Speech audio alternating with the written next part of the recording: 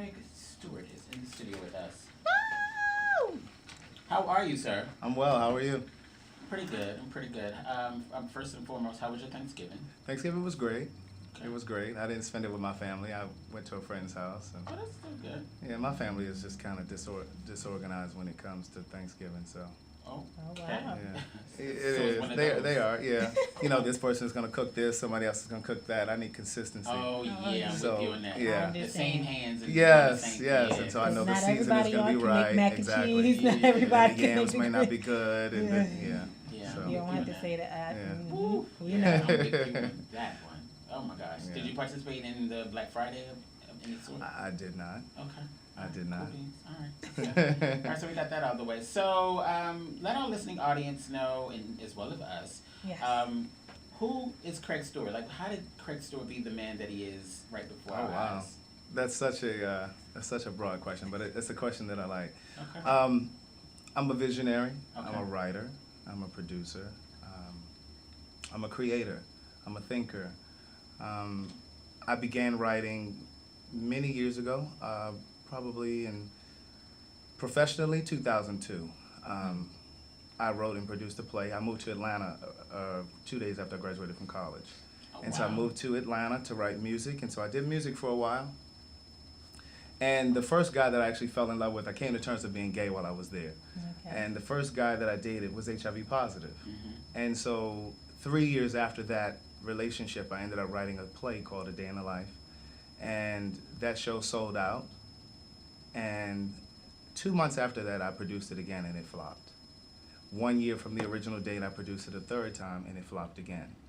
And so, unbeknownst to me, I kind of went through a functional depression, if you will, Right. not realizing that what was happening. And there were a lot of things that were going on internally that I hadn't really considered, things that I hadn't really thought about, things that I had suffered, things that I had experienced, things that I had kind of overlooked and kind of shoved under the rug. My parents divorced. My sister had been on drugs for many years. My brother went to jail for 23 years. Wow. And then with me moving to Atlanta and coming to terms with being gay, there were a lot of unresolved feelings that I had about it. There were a lot of, I guess, wounds from relationships that had ended, things that I didn't understand. It was a lot of catching up that I had to do because I was 22 when I came out. And then to have this first relationship or this first emotional experience with someone that was HIV positive, it just shook me. And so I carried that into my professional career, my writing career. And like I said, the depression just kind of, it overtook me, and I didn't realize that it was happening. And so I ended up producing the play a fourth time, and we opened to 13 shows. We did 13 shows. We opened to a sold-out crowd. And that was the first glimpse of restoration, if you will. I started to feel a bit restored. But then shortly after the show again, I was in Atlanta for another 3 years feeling unfulfilled. I started feeling unfulfilled again, more broken relationships. It was just like this cycle. Right. And so I had this, it was almost a visceral feeling, I guess. There was a tugging in my spirit, and I believe that it was God. It was just God telling me that it was time to leave Atlanta. Didn't really know where to go, but Right. this whisper was telling me to move to LA. Didn't know why, but it was. And I started praying about it, and I said, if this is what you really intend for me to do, make it a seamless process.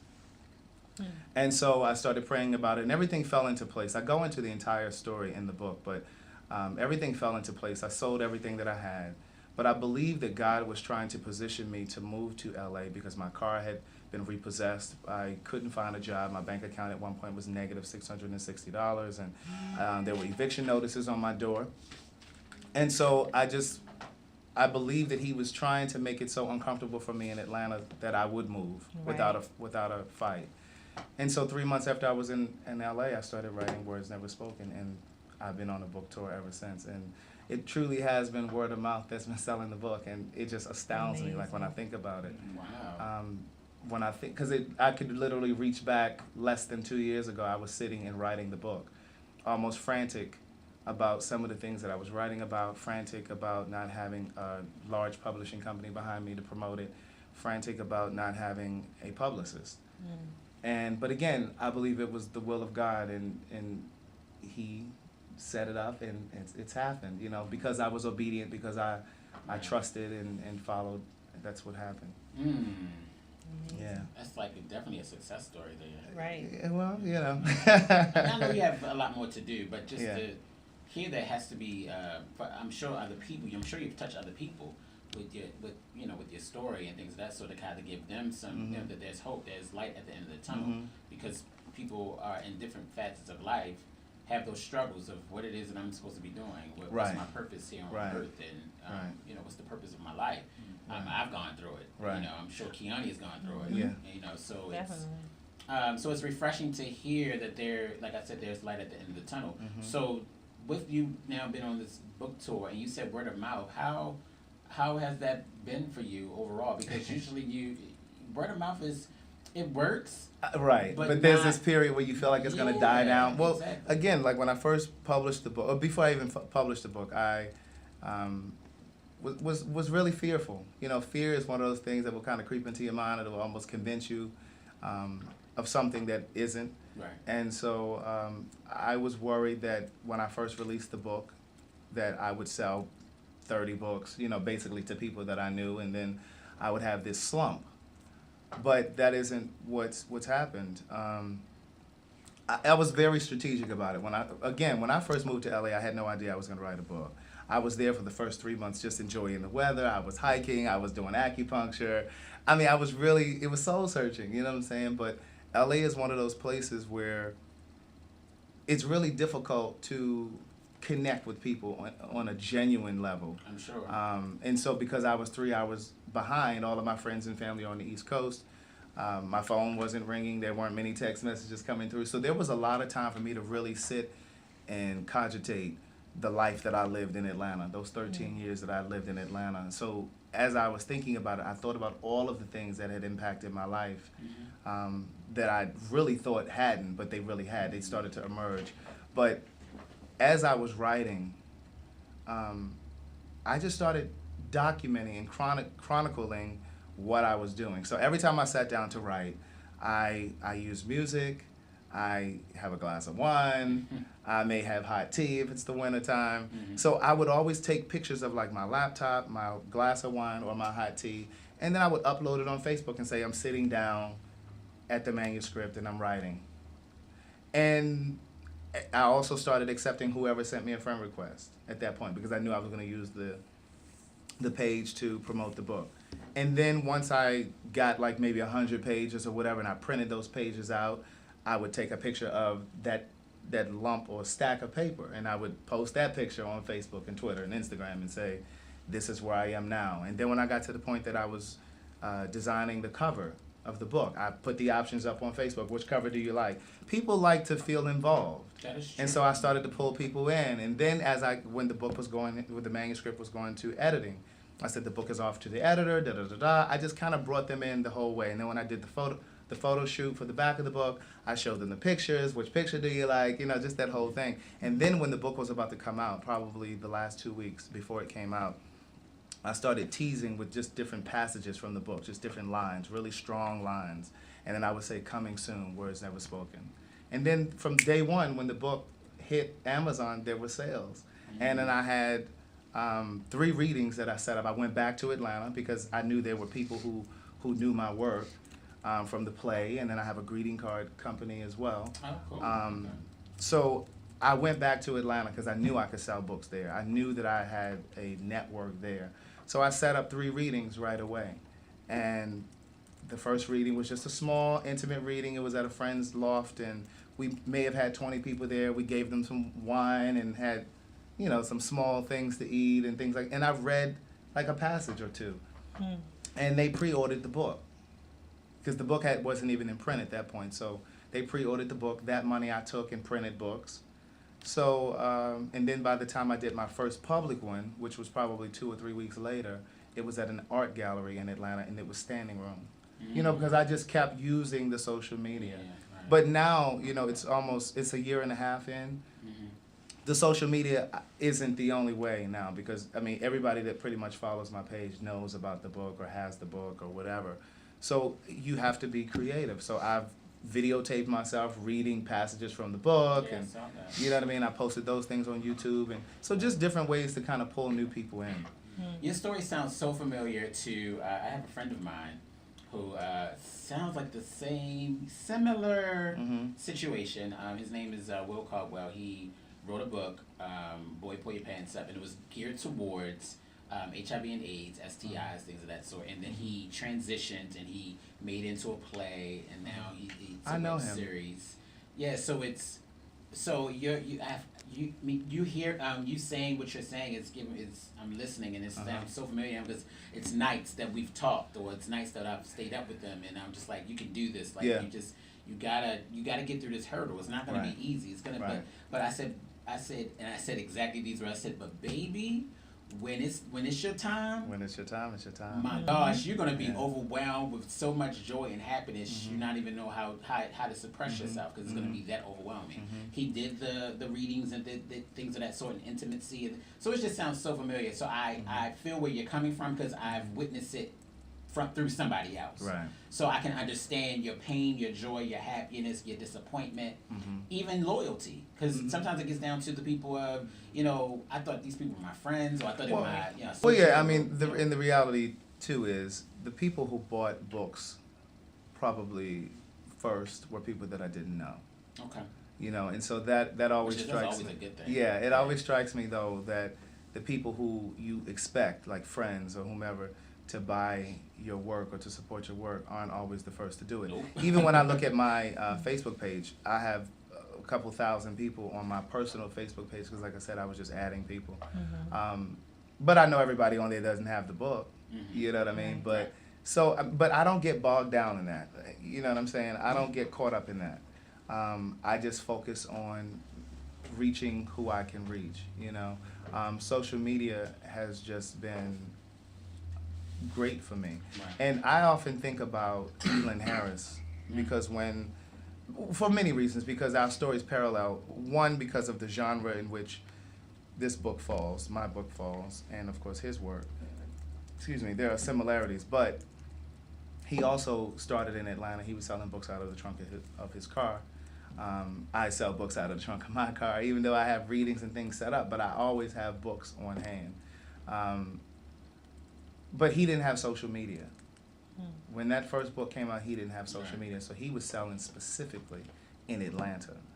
And because of social media, I've been able to sell books not just in Atlanta, but outside of Atlanta, across this country.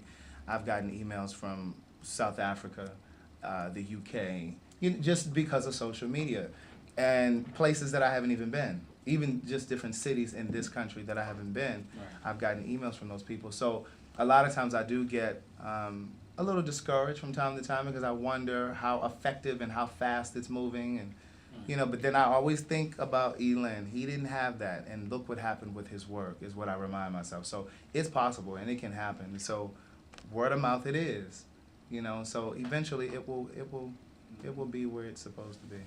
So if someone purchases this book, what is it that they can, without going into too much detail, what is it they can gravitate? What is it that they can snatch away from? Yeah. When once the book they've done reading it and they put it down. And right. What is it they can get at the end of it all? Well, one of the things that I've been praying for years, and I do this with all of my work, whether it was the play, A Day in the Life, or whether it's my greeting card, Say It in a Card. I always pray that my work provokes people to think differently, and to see themselves higher, on a different level, to challenge your deepest seated beliefs, and whatever it is. So that's what I hope. But with Words Never Spoken, I think that it's I think the backdrop of it is, yes, it's my coming out story. It's some of the relationships that I had with some of the guys that I dated or was in relationships with. But it's also that transition from dating women to dating men, and the psychology behind the feelings, and just all of the things that I didn't understand. But even bigger than that, this book is for the dreamer. It's for anybody that's had a dream, an entrepreneur, someone who's been saying that they're going to go back to school, or whatever it is that your dream is, and you're on the cusp of giving up because there's no evidence that it's going to work out in your favor.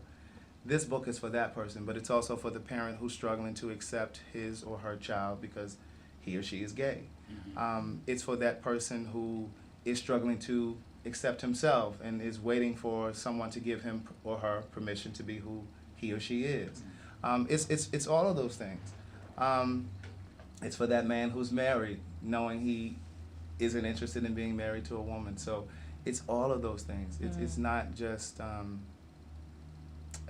as I was writing it, I thought that it was my story, but over the past year and a half, I've realized that it's not just my story. Right.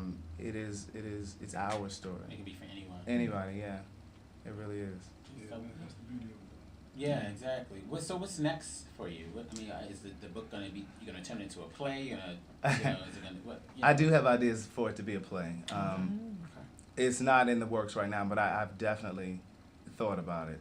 Obviously, I would love to see it as a movie at some point. But I am currently working on a second book. But I'm also developing a television show with Suzanne DePass. This is the first time I've said that publicly. I kind of paused. Wow. But yeah, we're actually in the process of producing and creating a show. We've been developing a show for the past year. Awesome. And finally, they love the bones of it.